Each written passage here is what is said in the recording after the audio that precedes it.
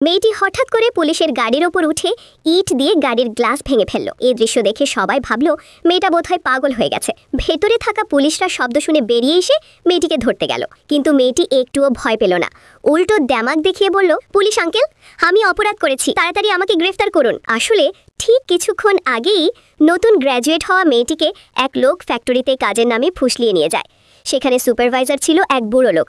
বুড়োটা মেয়েটিকে একা ডাকলো, বলল, ভালো করে কাজ করো, ঠিকঠাক করলে তোমাকে সুপারভাইজার বানিয়ে দেব। বন্ধুরা, তারপর কি হলো দেখতে চাইলে ভিডিওতে লাইক দিয়ে চ্যানেলটি সাবস্ক্রাইব করে বেল আইকন বাজিয়ে দিবেন পরবর্তী ভিডিও যেন মিস না হয়। মেয়েটি এই মিথ্যে প্রতিশ্রুতি বিশ্বাস করে প্রতিদিন রাত 2টা পর্যন্ত অতিরিক্ত কাজ করত। কিন্তু যা ভাবিনি, বুড়োটা সামনে হাসি মুখে কথা বললেও আড়ালে তাকে বিভিন্নভাবে ব্যবহার করত।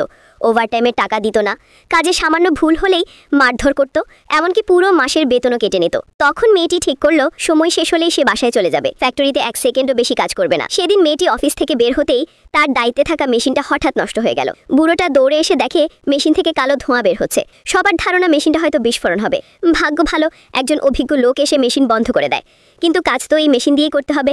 বুড়োটা তাই আরেকটা ছেলেকে দিয়ে ঠিক করাতে লাগলো, কিন্তু মেশিন এত জটিল যে ছেলেটা কিছুই করতে পারছিল না। কিছুক্ষণ পর মেশিন আবার শব্দ করতে লাগলো। এবার বুড়োটা ভয়ে কাঁপতে লাগলো। তাই তাড়াতাড়ি লোক পাঠিয়ে মেয়েটিকে ডেকে আনলো, কারণ পুরো ফ্যাক্টরির মধ্যে মেয়েটিই ছিল সেরা টেকনিশিয়ান। মেয়েটি যেতে চাইছিল না, তবুও সাহায্য করতে গেল। সে মেশিন পরীক্ষা করে সমস্যাগুলো বুঝিয়ে দিল, তারপর চলে গেল।